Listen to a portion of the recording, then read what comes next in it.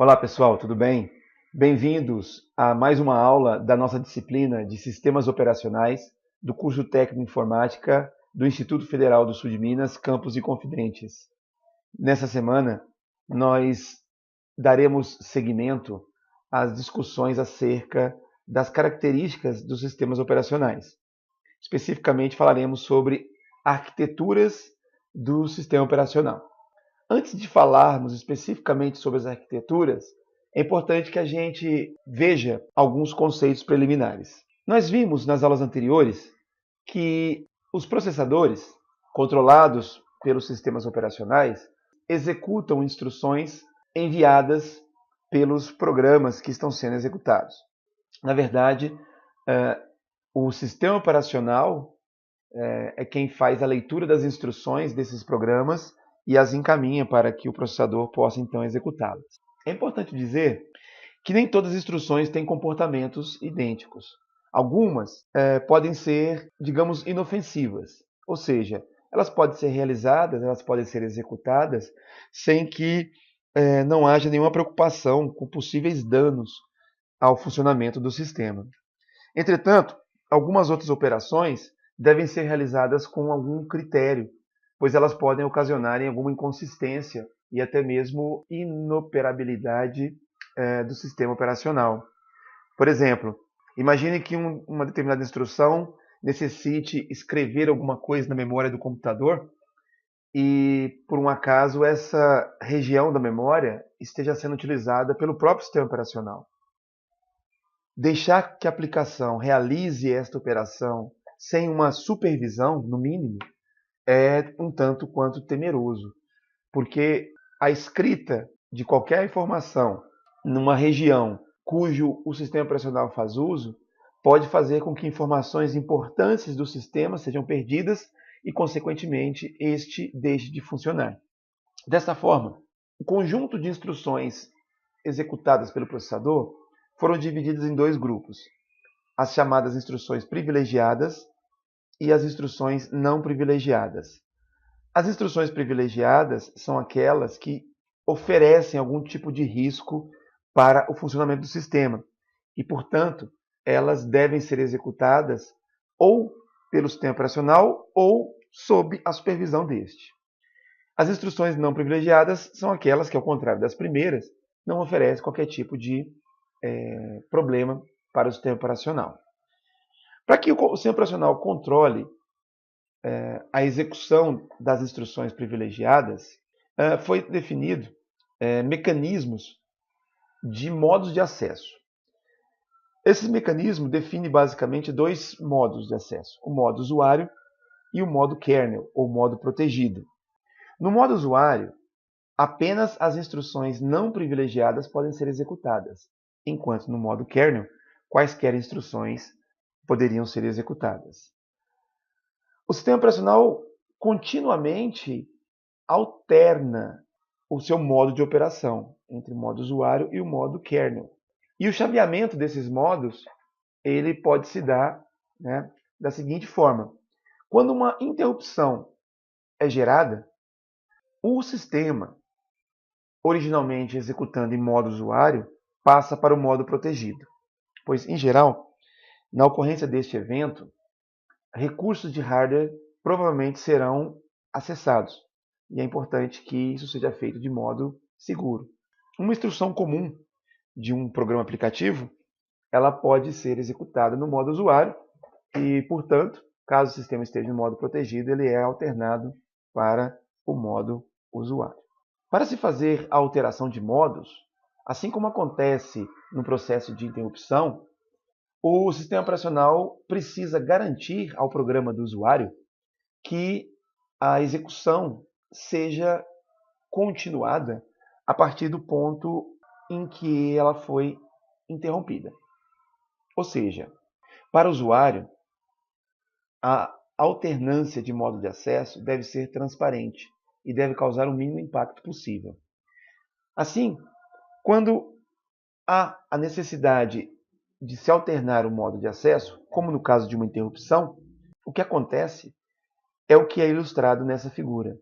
Então, durante a execução de uma instrução qualquer, o sistema operacional salva o contexto dos registradores. Salvar o contexto dos registradores significa copiar o conteúdo armazenado nestes registradores para a pilha de controle que fica na memória RAM, conforme nós dissemos, conforme nós falamos na aula passada. Feito isso, é então realizada a alteração do modo de trabalho do processador para o modo kernel. Uma vez neste modo, a instrução privilegiada ou o conjunto de recursos do qual faz parte alguma instrução privilegiada é executado, como, por exemplo, uma rotina de tratamento de interrupção ou uma rotina específica do sistema operacional. Terminada a execução desta rotina, então o sistema operacional altera novamente o modo do processador para o modo usuário. E posteriormente ele restaura o conteúdo dos registradores, retornando ao programa do usuário. É importante dizer que no modo usuário, se houver a tentativa de execução de uma instrução privilegiada, o sistema operacional garantirá que isso não irá acontecer e retornará ao programa que tentou executar tal instrução uma mensagem de exceção. Observe nessa figura que antes de iniciar o fluxo de alteração do modo de acesso, o programa do usuário interage com o sistema operacional através de um subsistema chamado de System Call. O System Call fornece a interface entre um processo, uma aplicação que esteja sendo executada, e o sistema operacional. Então, quando a aplicação necessita interagir com o SO, ele faz uso desse sistema chamado System Call através de sua biblioteca. Essa biblioteca oferece uma série de rotinas através das quais a aplicação poderá interagir com o sistema. Cabe à aplicação escolher qual rotina do System Call ele deseja que seja executada. Uma vez escolhida, o núcleo do sistema operacional se encarrega de fazer tal execução, interagindo, quando necessário, com os diversos componentes de hardware.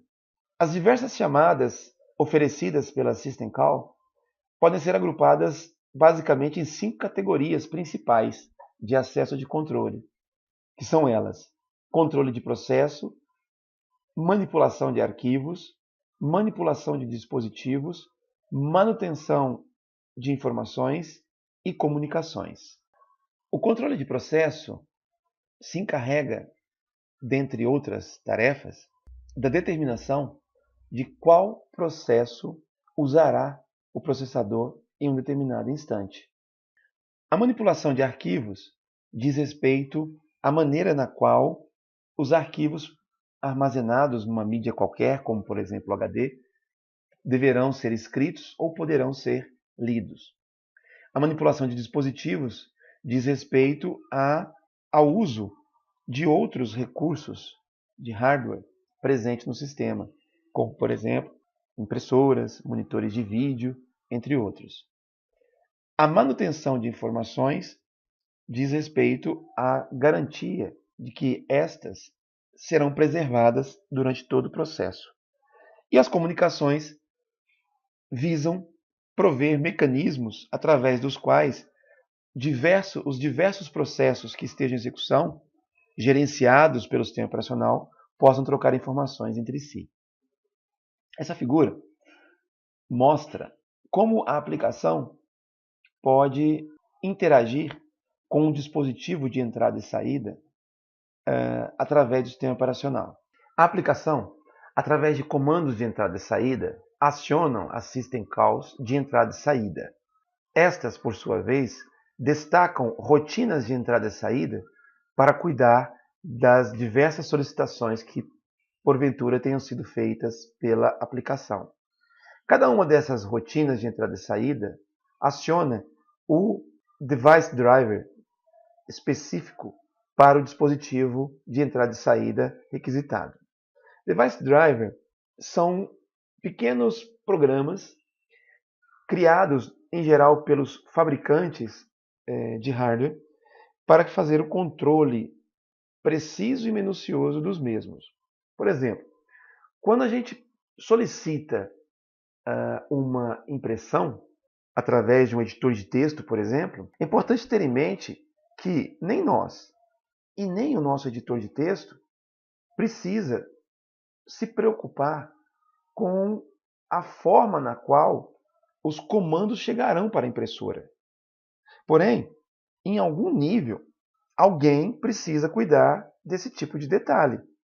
Então, supondo uma impressora de jato de tinta, dizer para ela posicionar a cabeça de impressão em determinada posição e esguichar tinta de determinada cor no papel é uma tarefa minuciosa que deve ser realizada. E é exatamente os drivers de dispositivo ou device drivers quem tem a responsabilidade de fazer esse tipo de interação. Por isso que quando nós instalamos dispositivos no nosso computador, é importante fazermos a instalação dos seus respectivos device drivers.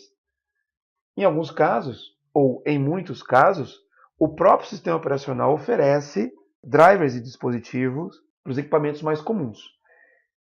Em alguns casos, para equipamentos mais específicos, pode ser necessária a instalação de um device driver no nosso sistema operacional para que o dispositivo de hardware instalado possa então funcionar. Isso dito, a conclusão que nós podemos chegar é que um dos principais objetivos da System Calls, de entrada e saída, é simplificar a interface entre as aplicações e os dispositivos. Você pode estar se perguntando sobre a dificuldade de se criar um sistema operacional. E se você imagina que a criação de sistema seja algo complexo, você acertou. O sistema operacional é um elemento de software bastante complexo, porque deve atender a diversos requisitos, algumas vezes conflitantes, como confiabilidade, portabilidade, facilidade de manutenção, flexibilidade e, principalmente para o usuário, desempenho. É por essa razão que a estrutura do núcleo do sistema operacional pode variar conforme o modelo do projeto. Assim, nós apresentaremos 3 das principais arquiteturas utilizadas para a construção de sistemas operacionais nos dias de hoje. A primeira arquitetura é a arquitetura monolítica, que representa a forma mais comum de ser encontrada.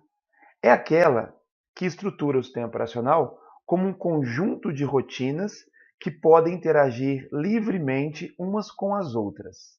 Essa estrutura ela pode ser comparada com uma aplicação, com um software, que é formado por vários procedimentos que são compilados separadamente.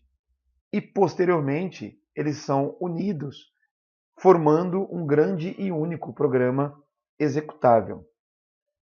A arquitetura de camadas divide o sistema operacional em módulos sobrepostos. Cada módulo oferece um conjunto de funções que podem ser utilizados por outros módulos. A principal vantagem desta abordagem é a modularidade, pois as camadas são selecionadas de forma que cada uma utilize as funções e serviços apenas das camadas de nível mais baixo. Ou seja, uma camada só pode usar os serviços oferecidos pela camada que está imediatamente abaixo dela. Além disso, a forma na qual essas funções são executadas é transparente para a camada superior que faz uso desses serviços.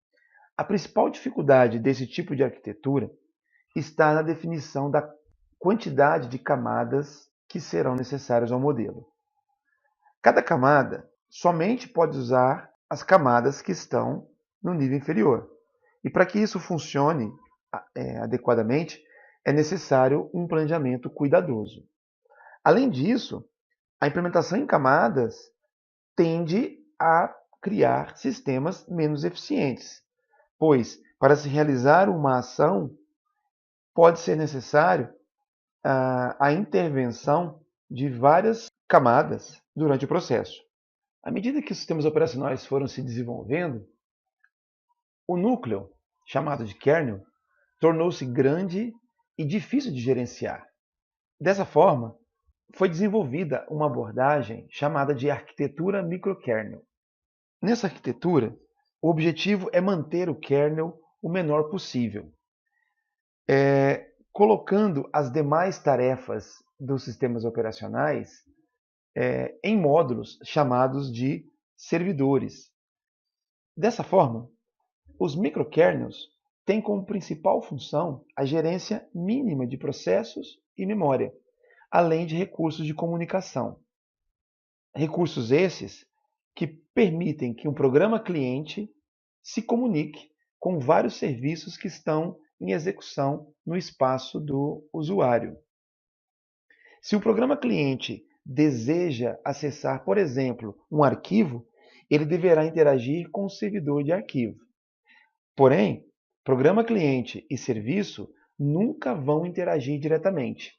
Em vez disso, eles se comunicam indiretamente trocando mensagens com o microkernel. E por fim, finalizaremos nossa aula falando novamente sobre o interpretador de comandos.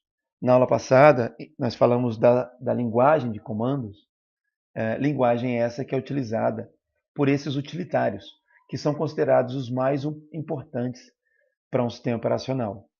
Alguns sistemas operacionais incluem o interpretador de comandos no kernel. Outros podem tratar deste interpretador como um programa especial. Como na aula passada eu mostrei para vocês um pouco do interpretador de comandos da Microsoft, nessa aula eu vou mostrar para vocês como nós podemos interagir de uma maneira bem simples e bem rápida com o interpretador de comandos dos sistemas operacionais Linux. Bom, pessoal, os comandos que eu vou demonstrar aqui são bastante básicos dos sistemas operacionais Linux. Quem tiver o Linux instalado na máquina pode reproduzi-los na sua instalação. Pensando naquelas pessoas que porventura não tenham o sistema instalado na máquina e não têm também interesse de instalá-los, eu estou trazendo para vocês aqui um site que faz a emulação de diversos sistemas operacionais através do JavaScript. Então, o endereço é esse daqui, basta você acessar. Tem algumas restrições com relação ao navegador, mas eu estou aqui usando o Chrome. Eu estou aqui usando a versão 67 do Google Chrome. Os recursos que eu irei demonstrar funcionaram perfeitamente aqui no sistema. Tá? Então, esse site ele oferece emuladores não só para Linux, como também para outros sistemas operacionais. O que nós vamos executar aqui é este primeiro aqui, porque meu objetivo é mostrar simplesmente a interface de console, através da linguagem de comandos. Clicando aqui, ele vai carregar uma página semelhante a essa daqui, e a partir da carga do sistema, a gente pode começar então a executar os nossos comandos. Após a carga do sistema, será exibido um prompt semelhante ao que acontece no MS-DOS, que informa o nome do usuário, o nome da máquina e a pasta onde estamos trabalhando atualmente. Esse til significa que nós estamos na pasta home do usuário em questão. Quaisquer atividades que fizermos serão realizadas nesta pasta. A título de comparação com o MS-DOS, nós vamos executar aqui os comandos que fizemos na aula passada. Enquanto no DOS, para exibir o conteúdo de uma pasta, nós usamos o comando dir, aqui no Linux nós usamos o comando ls. Então, ao dar Enter, observe que ele mostra o conteúdo da pasta. O Linux costuma utilizar um padrão de cores para permitir que seja distinguido por parte do usuário as pastas dos arquivos. Então, neste exemplo aqui, hello.c se trata de um arquivo e DOS de uma pasta. Para a gente não ficar dependente dessa questão de cores, nós podemos usar o comando ls com o parâmetro "-l", de modo que o mesmo conteúdo é exibido, porém com mais informações. Observe que os elementos que se referem a pastas ou diretórios, eles iniciam a linha de informação com a letra D de diretório, enquanto os arquivos começam com um tracinho. Para poder criar uma pasta, a exemplo que nós fizemos no MS-DOS, o comando é o mesmo. mkdir de make directory e o nome da pasta, por exemplo, teste. Dando Enter, se nenhum erro acontecer, nós voltaremos para o prompt. Ao executar novamente o comando ls-l, observe que, além dos dois elementos que já existiam, agora também eu tenho a pasta teste, né, que é marcada aqui com a letra D. Para poder entrar nessa pasta, também é exemplo que acontece no MS-DOS, eu uso o comando cd de change directory e o nome da pasta, né? Então, pasta teste. Observe que o prompt muda a forma como é exibido para poder permitir que o usuário perceba que ele está agora na pasta teste. Se eu executar o comando ls-l aqui, observe que nenhum conteúdo será exibido, pois essa pasta ainda está vazia. Para poder retornar à pasta anterior, a pasta pai, também é exemplo do que fizemos no MS-DOS, a gente utiliza o comando cd com a opção ... para informar que nós estamos nos referindo à pasta pai daquela onde estamos atualmente. Ao dar um Enter, observe que o prompt mudou novamente. Para poder criar um arquivo, podemos utilizar o comando touch. Esse comando ele cria um arquivo vazio, né? Observe que se eu der o comando ls-l, aparece aqui o arquivo que nós criamos. Percebam que não tem a letra D no início, o que significa que ele é um arquivo, e o tamanho 0. Para remover um arquivo, basta dar o comando rm, o nome do arquivo. Recurso interessante que o Linux oferece é o recurso de autocomplemento, de autopreenchimento. Então, se eu digitar aqui a letra inicial do arquivo e pressionar a tecla Tab, ele vai preencher. Nesse caso, como existem dois elementos cujo nome é teste, ele preencheu até onde eles são coincidentes. Se eu quiser que ele termine o preenchimento do nome do arquivo, basta colocar o pontinho e pressionar novamente a tecla Tab. Dando Enter, se nenhum erro aconteceu, ele volta para o prompt e ao exibir, ao mandar listar o conteúdo da pasta, observe que o arquivo teste.txt sumiu. Né? Para remover uma pasta, comando semelhante também ao que acontece no MS-DOS. rmdir de remove directory e o nome da pasta que a gente deseja remover. Enter, ls-l, observe que a pasta não existe. Ok? Bom, pessoal, e se nós quisermos limpar a tela, também é exemplo do que fizemos lá no MS-DOS, basta dar aqui o comando clear, né? Lembrando que lá era cls, de clear screen. Bom, pessoal, então o objetivo era só mostrar rapidamente um interpretador de comandos diferente daquele que nós falamos na aula passada, para vocês perceberem que, apesar de comandos diferentes, de palavras diferentes, a ideia de qualquer interpretador de comando baseado em linguagem de comando é a mesma. Né? Eu escrevo um comando e ele executa a ação associada àquele comando. Assim, nós terminamos nossa aula de hoje e como eu sempre venho dizendo, espero que tenha sido proveitosa para vocês. A atividade já se encontra na plataforma para que vocês possam realizá-las. Quaisquer dúvidas, lembrem-se de enviar mensagens pelo fórum de dúvidas ou através das mensagens do sistema. E espero nos encontrar mais uma vez na próxima semana. Um abraço.